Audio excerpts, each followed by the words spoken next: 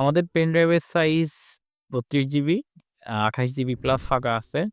কিন্তু আমরা যদি মোটামুটি ৭ জিবির একটা ফাইল আমাদের পেন ড্রাইভে সেন্ড করতে যাই, তাহলেও সেন্ড করতে পারছি না। যদি এখান থেকে কপি করে নিয়ে আমরা পেন ড্রাইভে গিয়ে পেস্ট করতে চাই, তবুও পারছি না। সো মেসেজ দিচ্ছে কি? "The file Adobe Photoshop 2020 is too large for the destination file system." That's mean এই ফাইল সিস্টেমের জন্য এইটা অনেক বড় একটা ফাইল। কেন এটা হইছে? আমাদের পেন ড্রাইভটা ফরম্যাট করা আছে হচ্ছে FAT32 সিস্টেমে। যেটা কিনা ৪ জিবির উপরের ফাইল সাপোর্ট করে না। আই মিন সে ট্রান্সফার করতে পারে না। এখানে একটা ফাইল বড়জোর ৪ জিবি হতে পারবে।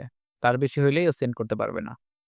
কিন্তু যদি আপনার ৪ জিবির ছোট, ছোট ফাইল অনেকগুলো মিলে ১০-১২ জিবিও হয়, তবুও সেন্ড করতে পারবে। আমাদের এখানে একটা ফাইল যেহেতু ৪ জিবির বেশি, প্রায় ৭ জিবি, এইজন্য সেন্ড করতে পারতেছে না। এটার সলিউশন কি?